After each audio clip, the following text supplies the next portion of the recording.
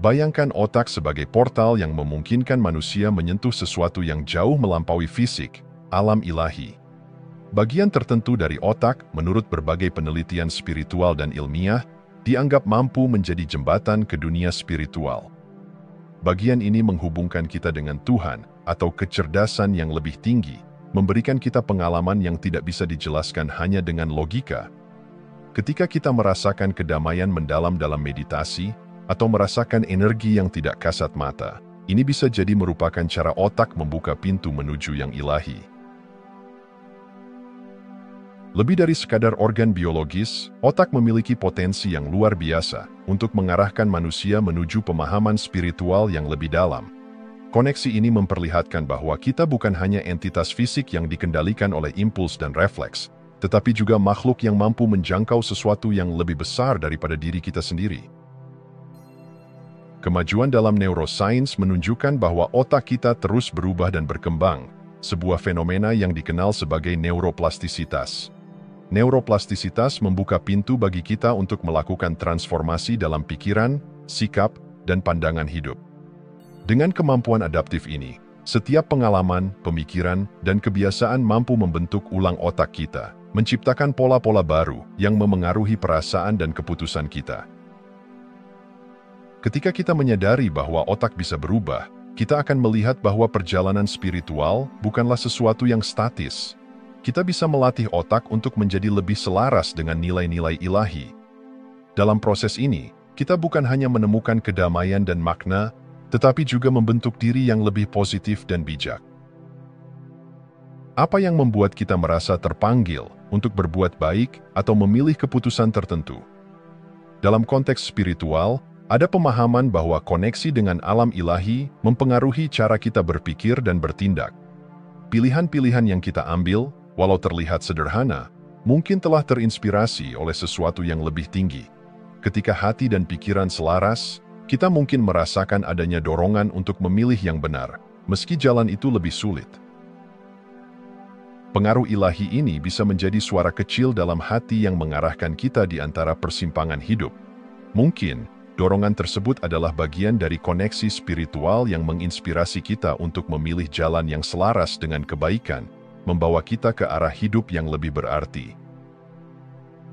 Iman dan logika seringkali dianggap sebagai dua kekuatan yang saling bertolak belakang. Namun, dalam kehidupan yang terarah, keduanya justru dapat bekerja sama dan membentuk sinergi yang kuat. Iman memberikan kekuatan dan penghiburan dalam menghadapi hal-hal yang tidak bisa kita pahami sepenuhnya, sedangkan logika menjaga kita tetap realistis dan rasional.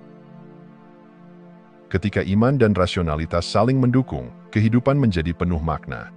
Kita bisa menggunakan logika untuk mengeksplorasi misteri otak dan spiritualitas, sementara iman memberikan kepercayaan untuk melangkah lebih jauh. Kombinasi ini mengajarkan kita bahwa meskipun ada keterbatasan dalam pengetahuan manusia, ada hal-hal yang lebih tinggi yang mungkin tidak dapat dijelaskan sepenuhnya tetapi tetap bisa dirasakan. Dengan pemahaman ini, kita bisa melihat bahwa otak bukan hanya sekadar organ biologis, tetapi alat yang membuka pintu menuju hidup yang bermakna. Menghargai otak sebagai jembatan menuju yang ilahi memungkinkan kita untuk menjalani kehidupan dengan perspektif yang lebih kaya, dan mungkin bahkan mencapai bentuk kebahagiaan serta pemenuhan yang hanya bisa didapatkan dari harmoni antara dunia material dan spiritual.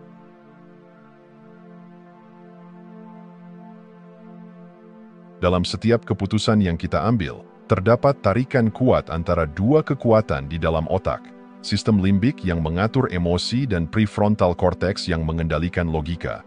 Sistem limbik adalah pusat dari hasrat, ketakutan, dan kegembiraan kita.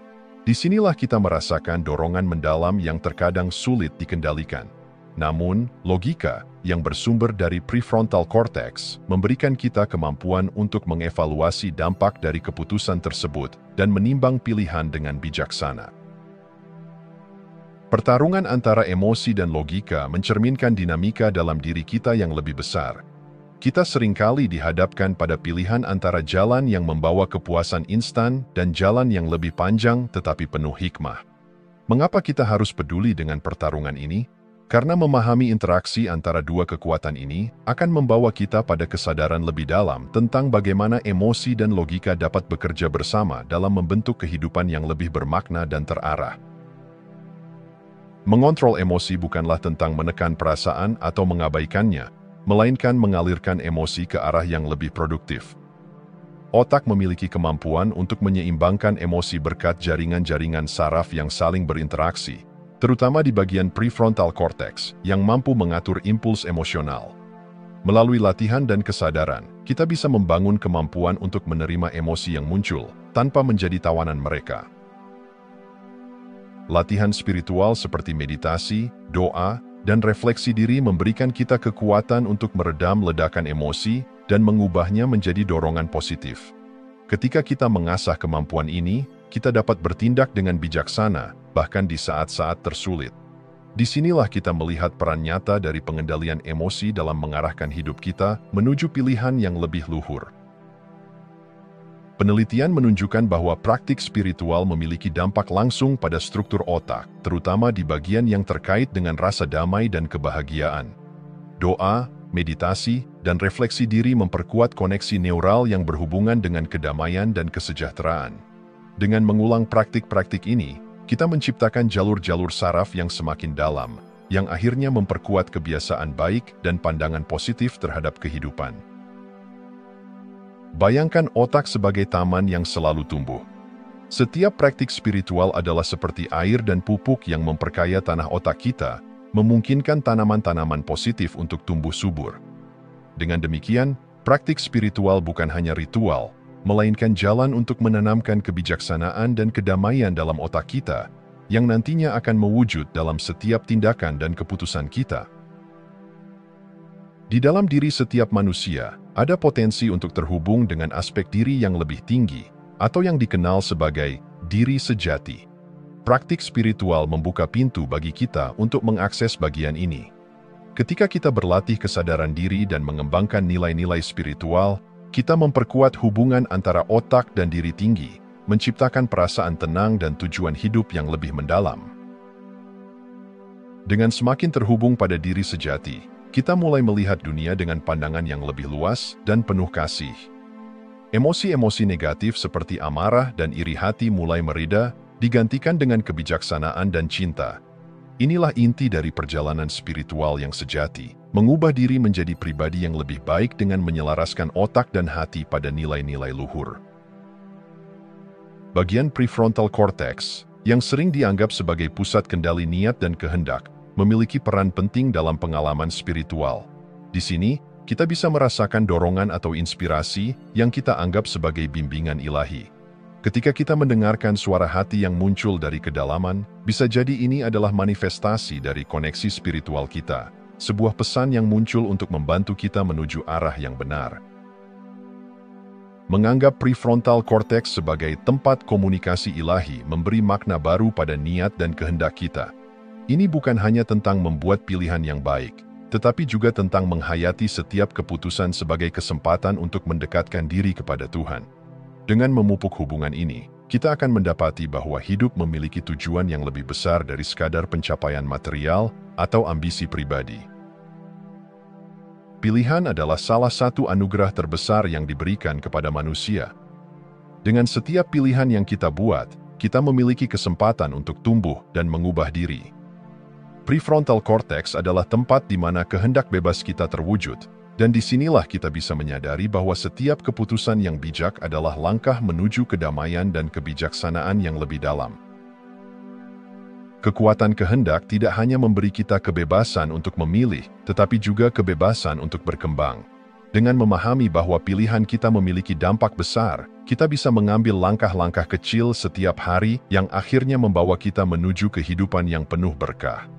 Dengan menyelaraskan kehendak kita dengan nilai-nilai spiritual, kita mengubah pilihan sehari-hari menjadi momen-momen transformasi dan pemurnian diri. Perjalanan spiritual melalui otak tidak hanya memberikan kita wawasan tentang fungsi otak, tetapi juga membuka kita pada pencarian kebijaksanaan sejati. Dengan memadukan pengetahuan neurosains dan praktik spiritual, kita dapat membentuk kehidupan yang lebih harmonis. di mana emosi dan logika bersinergi dalam menciptakan kedamaian. Perjalanan ini adalah tentang menemukan diri sejati, menguatkan kehendak, dan mengarahkan hidup kita menuju makna yang lebih dalam. Inilah tujuan akhir dari perjalanan spiritual yang berpusat pada otak, menjadi pribadi yang lebih sadar, lebih bijaksana, dan lebih dekat dengan Tuhan.